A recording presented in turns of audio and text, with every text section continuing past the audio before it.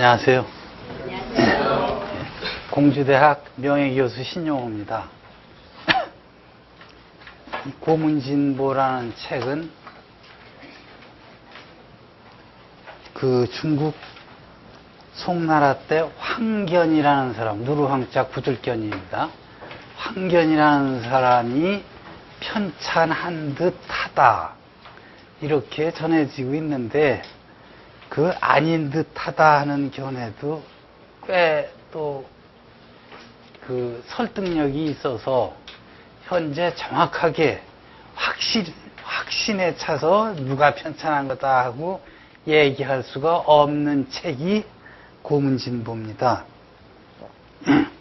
글자 그대로 그 옛글 중에서 아주 참되고 보배스러운 글을 모아놨는데, 크게 전집과 후집으로 나눠놨습니다. 전집이 12권이고 후집이 10권인데, 전집은 시, 후집은 문을 모아놨습니다. 거기 모아놓은 글들을 시대별로 보면 전국 시대부터 시작을 해서 송나라 때의 글까지 있습니다. 그런데 그 모아서 편찬한 사람이 그렇게 아주 분명하게 글을 구분해서 편찬하지는 않듯 싶습니다. 예를 들어서 후집 맨 첫 번에 있는 이소, 이거 시거든요. 그런데 전집에 안 넣고 후집에 넣어놨어요. 또 그 전집 제1권에 이제 맨 앞에 권학시와 권학문이 있는데, 그 권학문은 시가 아니라 문입니다. 그래서 시와 문을 그렇게 또 분명하게 구분해서 수록해 놓지도 않았다, 이렇게 보여집니다. 크게 보면 전집은 시, 후집은 문, 이렇게 그 구분을 할 수는 있습니다. 이제 이번에 설정한 강좌가 고문진보 전집 강좌입니다. 전집이 한시다 그랬는데, 뭐 한시니까 한자로 쓰여진 시입니다. 그런데 옛분들이 이렇게 말했습니다. 시시지난 시모 작시지난이라. 시 알기의 어려움이 시 짓기의 어려움보다도 더 심하다. 짓는 것보다 남이 지은 시를 아는 게 더 어렵다는 얘기입니다. 짓는 것은 시 짓는 방식 알고 거기 맞춰서 자기 생각을 기술해 놓으면 시 지었다 할 수 있는데, 남의 시는 지금 생존해 있는 분도 아니고 몇백 년, 몇천 년 전에 살던 분이 남겨놓은 시를 통해서 그 시를 안다는 게 뭡니까? 시인이 그 시를 지을 때에 어떤 생각, 어떤 감정의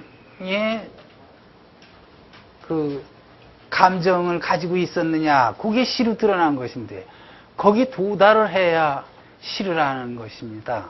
그런데 그게 어디 쉽습니까? 더군다나 아까 말씀드린 바와 같이 대부분의 시는 작자가 현존한 분들이 아닌데, 그러다 보니까 내가 당신 시를 읽고 이렇게 생각했는데 내 생각이 맞소 틀리요 하고 물어볼 수도 없는 게 한시입니다, 이게. 그래서 그 시를 안다. 안다 하는 것은 이제 시인이 남겨놓은 시를 제대로 이해, 감상할 수 있다는 얘기인데, 이제 시인이 어떤 그 자극을 받았다든지, 뭐 좋은 경치를 봤다든지, 어떤 곤경에 처했다든지 하면 요 생각을 내가 시로 드러내야겠다 하고 이제 마음을 먹게 되죠. 그래서 이제 그걸 이제 그 시인이 시를 짓고자 해서 생각한 경지가 의경입니다. 예. 이게 이제 그 시인이 일정한 시의 형식에 맞춰서 이제 시로 바꾸어 놓은 것이 시경입니다. 예. 여기까지는 이제 작자가 한 것이지요. 예. 독자는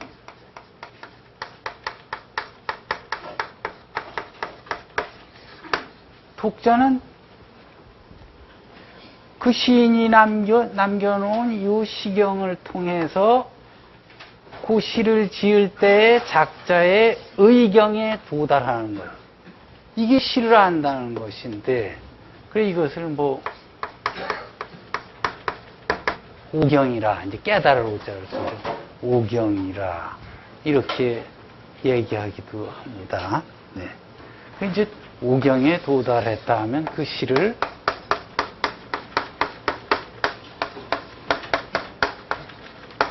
이해하고 감상한 것인데, 똑같은 시를 읽어도 그 사람이 지금까지 살아온 과정이나 또 지금 그 살아온 과정, 나이, 뭐 또 성별, 또 학식 이런 거에 따라서 똑같은 시를 읽었어도 도달한 느낌이 각각 다를 수 있습니다. 그럼 갑이 도달한 느낌만 옳고 을이 도달한 느낌은 틀리다, 이렇게 볼 수도 없는 게 이게 오경입니다. 그래서 그 독자가 어떤 시를 읽고 작자의 의경에 도달해서 시를 알았다 하는 그 오경에 들은 것은, 이건 창조적 환원이라고 그럽니다. 각각 조금씩 다르거든요, 그게. 그렇게 각각 다른 느낌을 가졌다는 것은 각자가 창조한 겁니다, 그게. 예. 그래, 이게 용인되는 게 시다, 이렇게 볼 수 있겠습니다. 그런데 또 한시의 특징의 하나가 빌릴 차자죠. 예. 밖에 전개된 경치를 빌려서 그 경치를 기술하는 듯 하면서도 거기 시인의 생각, 뜻을 붙일 기자는요, 살짝 붙여놓은 겁니다. 그 속에 살짝 숨겨놓은 겁니다. 그래, 시인이 시를 지을 때 느꼈던 생각을 그대로 시에 글자로 다 드러내놓은 시는 좋은 시가 되기가 어렵습니다. 예. 그러니까 시 속에, 시인이 내가 이 시 속에 요러한 생각을 드러내야겠다 하면, 그 드러내고자 하는 생각이 10가지면 글자를 통해서 드러낸 건 2~3가지고 나머지 17가지는 글자와 글자 사이 행간에 숨겨놓은 겁니다, 그게. 예. 그래서 그걸 함축이라고도 하고 합니다. 그래, 이제 시를 읽는 사람은 오늘 읽고, 똑같은 시를 오늘 마음을 착 가라앉히고 침잠해서 읽으면 그 숨겨놓은 것 중에 하나를 알고, 또 내일 또 읽으면 또 하나 알고, 이렇게 해서 그야말로 양파 껍질 벗기도, 한 껍질 벗기면 또 새로운 게 또 나오고, 또 새로운 게 또 나오고, 요런 시가 좋은 시입니다. 그것을 여운과 함축이 풍부한 시다 하는데, 이제 경치를 빌려서 그 시인의 뜻을 거기다가 이제 붙여놓은 게, 이게 이제 일반적인 시입니다. 이걸 다른 말로는 정경교용이라. 예. 뜻과 경치가 서로 융합되어 있다는 얘기입니다. 예. 뭐 어떤 식구를 볼 때, 요건 경치, 요건 뜻, 이렇게 명료하게 구분할 수 있는 게 아니라 정과 경이 그야말로 화합적으로 어우러져서, 예, 이게 이제 서로 융합되어 있는 겁니다. 그래, 이런 게 한시의 특징입니다. 그래서 한시를 제대로 하려면 이 경을 정확하게 인식을 해야 됩니다. 이제 이 경을 정확하게 인식을 하려면 경을 또 구체적으로 나누면 이건 시간과 공간으로 나눌 수가 있는데, 시인이 시에 표현해 놓은 시간과 공간은 자연적인 시간과 공간하고는 전혀 다릅니다. 예. 시인이 자기 마음대로 어떤 공간은 아주 좁은 공간을 극대화해서 확장시키기도 하고, 또 장구한 시간을 한순간 한 찰나로 압축시키기도 하고, 이렇게 해서 아주 극대로 과장하기도 하고 극대로 축소하기도 해서 드러냅니다. 시간과 공간을. 그래서 어떤 경우는 그 조물주가 만들어 정해놓은 시간과 공간을 그대로 표현하는 게 아니라 시인이 자기 마음대로 이렇게 더 크게 만들기도 하고 작게 만들기도 하고, 이렇게 해서 그런 그 과장이나 축소가 심한 시일수록 좋은 시가 될 가능성이 많습니다. 예를 들어서 한 구 볼까요? 이게 이제 송나라 때 유규라는 사람이 시 나오는 것인데, 과거에 합격하고 이제 요새로 말하면 군수 발령증 받아가지고 서로 지방으로 갔네요. 예. 뭐 뒷배를 봐주는 사람도 있고, 한 사람은 아주 교통도 편리하고 사람도 많이 살고 물산도 풍부한 데로 갔는데, 자기가 맡은 골은 말 크기만 합니다. 주여 두 대입니다. 예. 가서 군수라고 군수실에 딱 앉아 있는데, 하루 종일 앉아 있어야 결제 서류 하나 올라오는 거 없고, 군실에 들어와서 보고하는 사람 하나 없어요. 진실로 아무 일이 없습니다, 이게. 예. 저 자는 이게 마땅담다의 뜻입니다. 그러니까 처음에는 그런 고을에 가서 공부하기도 좋고 좋네 했다가, 뭡니까 며칠 지나 뭐 한두 달 지나고 보니까 도저히 심심하고 답답해서 견딜 수가 없어. 그래, 하루가 1년 길이에 해당돼서, 예, 요때는 이거 바꿀력이 아니라 쉬울기입니다. 쉽게 해소하지 못하겠네. 하루하루를 보내는 게 하루 보내는 게 지겨울 정도로 날이 길다는 얘기입니다.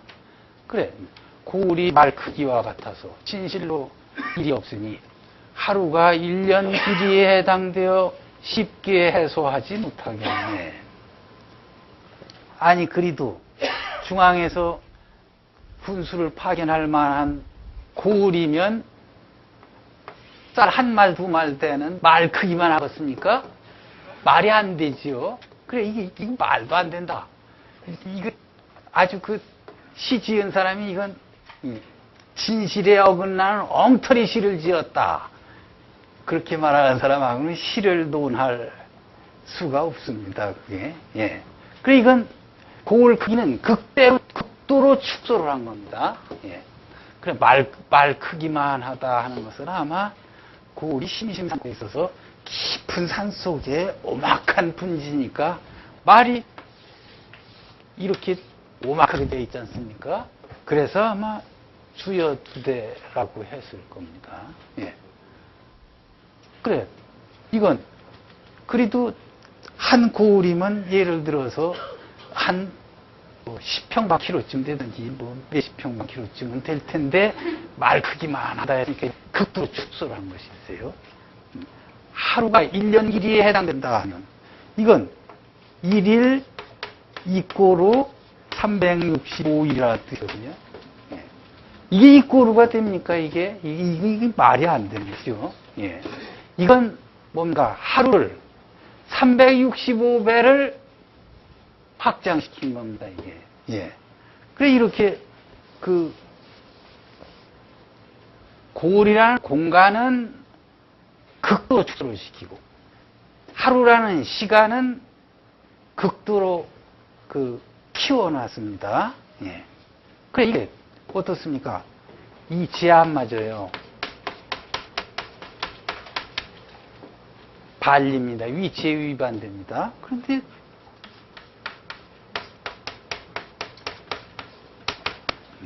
감정에는 합치되거든요. 예.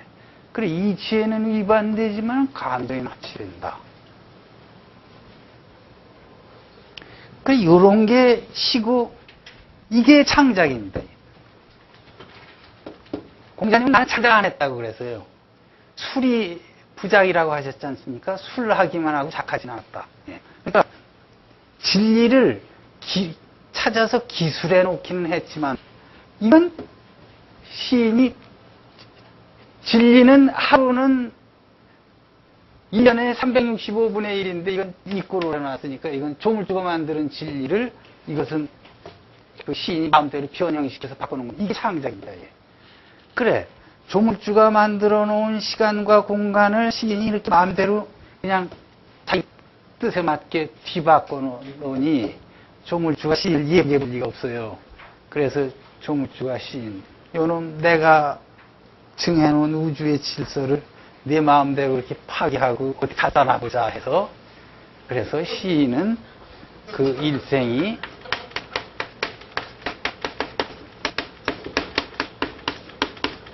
춥고 괴롭고 병들어 살다가 생을 마치게 된다.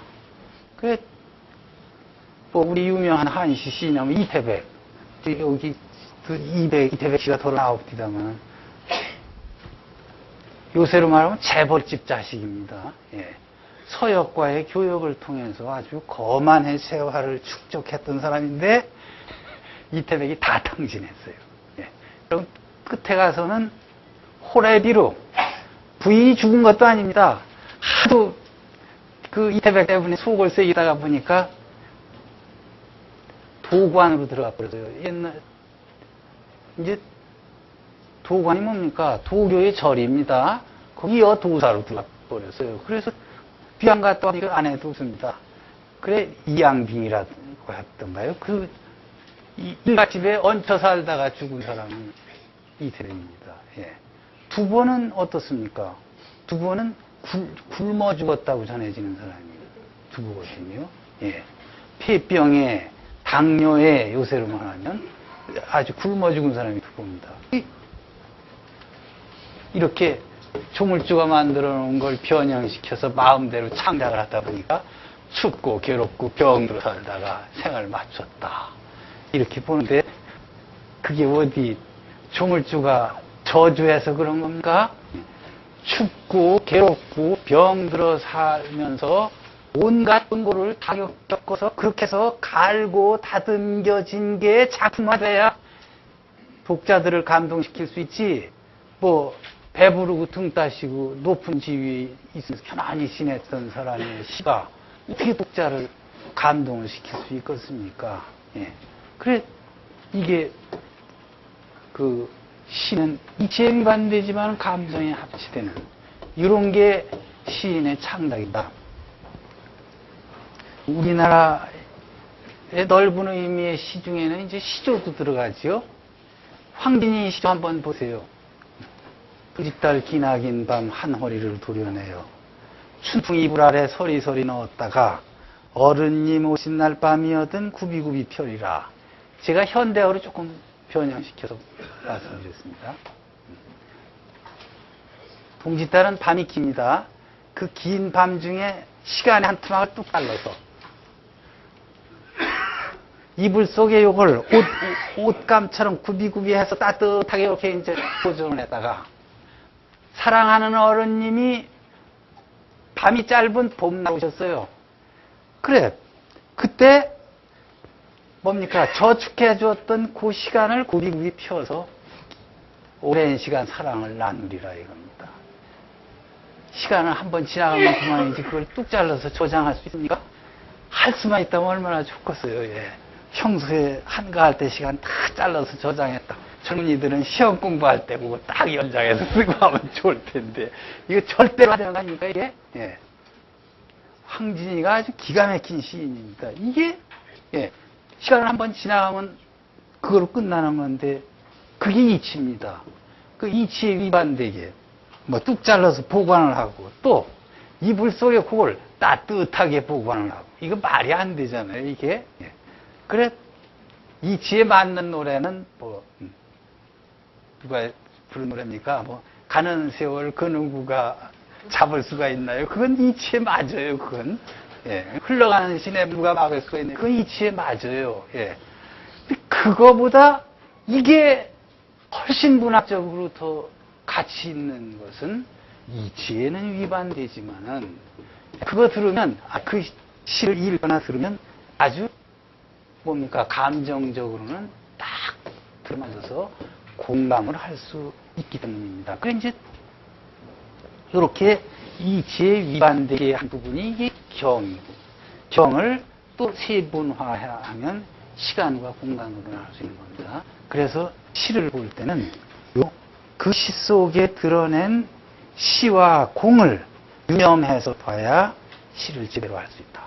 이렇게 말씀드릴 수도 있습니다. 그래, 요 공문진보집 첫째 권의 맨 앞에 이제 권학문이 있고, 그 중에도 요 공문진보를 편찬할 때인 송나라 황제들의 권학시를 맨 앞에 실어놨습니다.